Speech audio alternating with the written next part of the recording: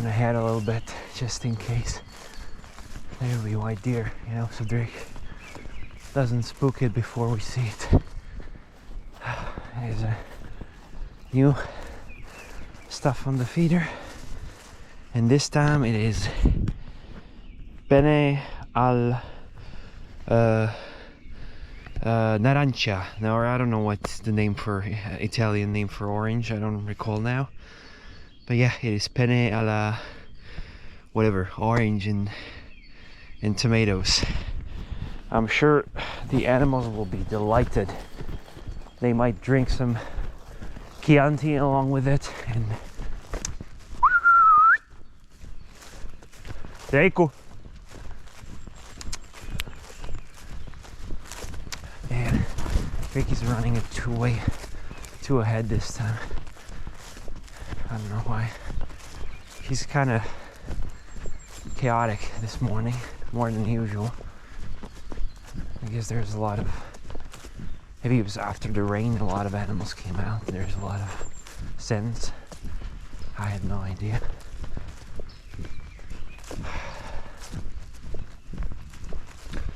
It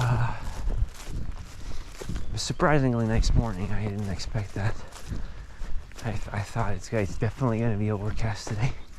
It will rain some more, which is good because it's very, very dry spring so far.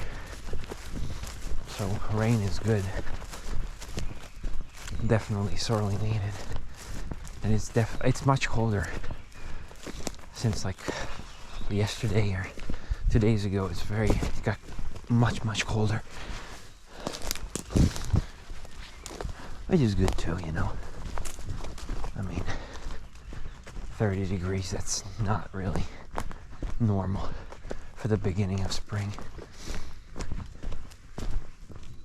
Oh, that's Drake. Wow, look at him. Look at him go. What the hell? You seen that? Yeah, that's what I'm talking about. He's like bumped up today. I don't know why. Oh, okay. There's some deer over there. Roe deer.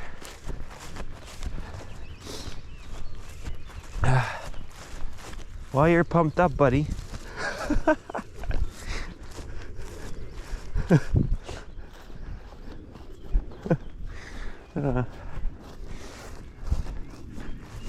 He's a funny little guy. Yeah.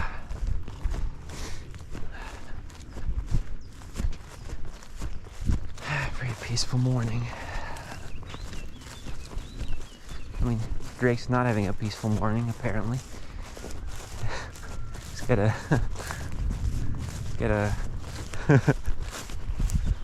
find that scent morning.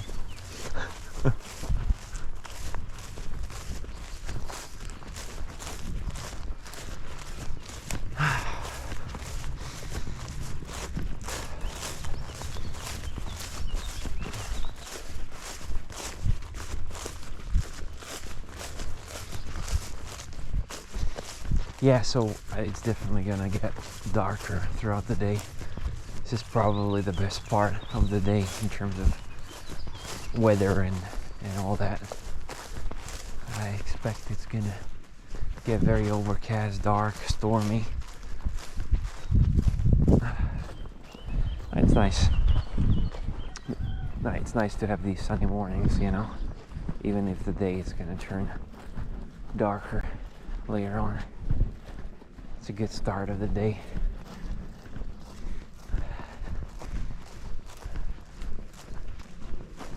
So, yesterday the rain, what the hell was I saying?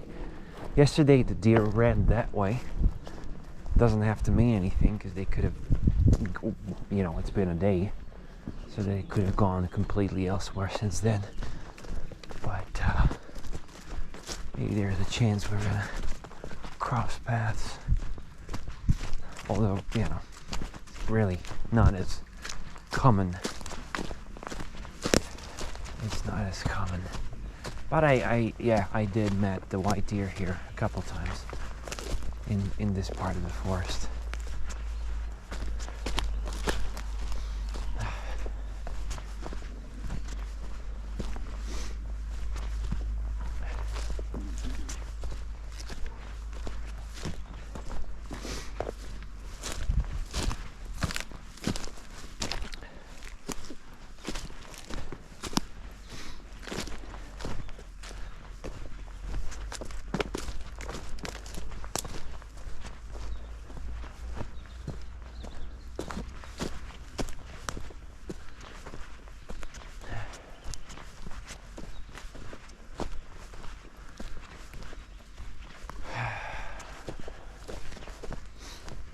Birds are pretty quiet.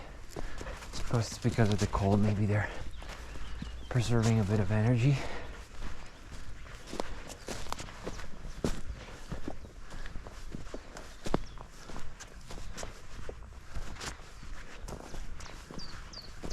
I love how it's windless though.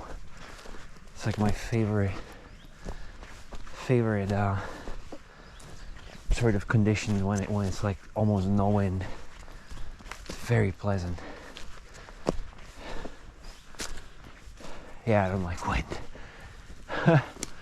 I really don't like wind. Only when it's very warm. Say like really very warm and the wind is sort of refreshing, not too strong, then it's great. But otherwise cold wind is, oh, I hate cold wind so much. It's the worst. It's the worst.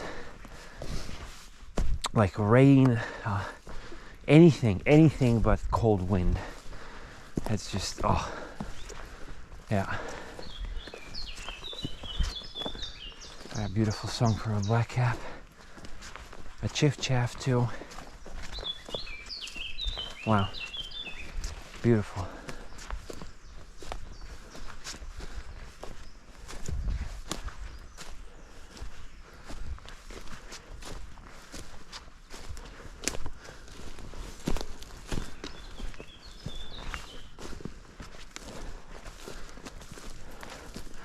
Oh, by the way, I'm not sure if you knew, but this is a linden tree.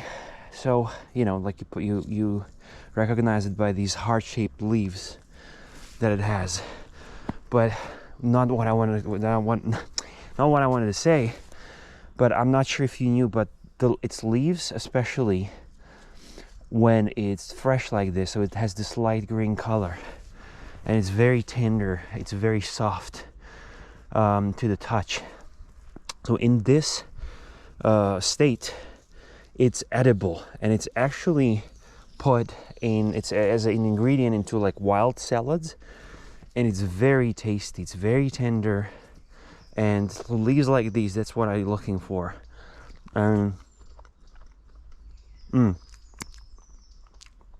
Amazing. It's tasty, it's tender, it's yeah, it's great. It only lasts for a little bit, because then it gets harder, darker green, and that's not what you want it anymore. But when it's like fresh like this in the very beginning of spring, you see there's tons of them here.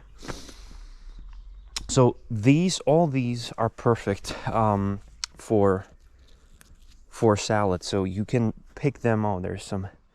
Oh no, that's cool. You can pick them, and you know, pick a couple. Like pick just like a leaf here, a leaf there, a leaf there, so you don't like pick the entire branch or entire tree clean. You know, be also mindful and responsible when you're foraging in the wild, to not completely, you know, to not completely sort of overpick or over forage a certain plant or a tree.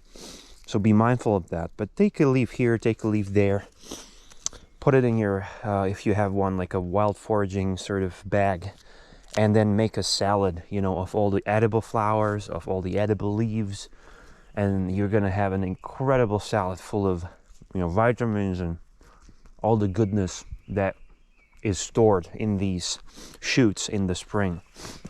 And from the green parts that you can pick, ground elder, actually we haven't crossed any ground elder. I was gonna say I'm gonna show you how to recognize it, but we haven't excuse me, we haven't found any on our walks, unfortunately. Otherwise I would show you ground elder, which is absolutely one of the most tastiest spring greens that you can forage, and I love it. I eat it every spring. So apart from that, linden tree and its leaves are most delicious green that you can eat and forage in the spring. There are a couple more leaves that are edible, but none of them are as tasty as tasty and as tender as leaves of a linden tree. So wholeheartedly recommend that. Very tasty. And it's a salad that you can make for free, you know, you just spend a little bit of time. See, there's another one here. You can spend a little bit of time, tons of it here, you know. So if you go into a forest, there's going to be tons of these like smaller trees that are easy to reach. And see, all those leaves are ready to be, you know, eaten. And right away, right off the tree. You don't even have to make a salad. You just can stop by and eat a couple of those leaves to get yourself some great, you know, spring nutritions. For instance, beech leaves are edible too when they're young, but I tried them. I gotta say they're not as tasty as linden tree leaves. So yeah. So that's just gonna something I wanted to say. I wanted to mention. I almost forgot, but when I saw those leaves, I was like, oh yeah, that's actually really good and tasty. Ground elder, however, is a whole nother level. I guess it has not only it's tender, but it also has this amazing aroma and taste of a parsley and a bit of carrot. And holy damn, someone clear this. That is, wow, that is cool. Who done that? Because it looks like they made it specifically just, you know, to walk through. Wow, this has been here for, I don't know, 3 years maybe? Wow, cool. Oh, that's great. This Drake doesn't have to jump over it. So you're gonna save some energy for his hind leg. So he doesn't have to, you know, doesn't have to strain it too much. That's pretty cool. So yeah, linden leaves. Go out there and taste some. If you're in Central Europe, it's still time to taste them because they're still fresh. Taste them, and you know, if you feel like it, make a salad out of them because it's delicious. Really, it's like the most tender salad you can find, and it's out there. It's free. When it's in a clean environment like this, it's like pesticides free. It's like there's nothing. It's just pure, amazing green that you can eat. And fresh, you know, like it has all these nutritions that the tree is pushing out after winter from its roots, and it's absolutely awesome, especially in the spring, to sort of kickstart your you know, well, to kickstart your body, to kickstart your immunity and all that. I think these like fresh sprouted greens are absolutely amazing for you in the spring.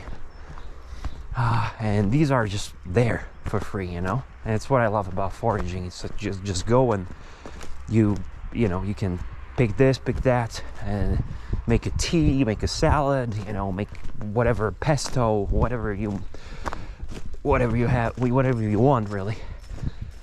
And linden tree is one of those that you can use for any of that. So you see there, here are the beech leaves, also light green. When you touch them, they're like, yeah, so like thin and sort of paper-like almost, you know. That's when you want to taste them. That's when you can taste them.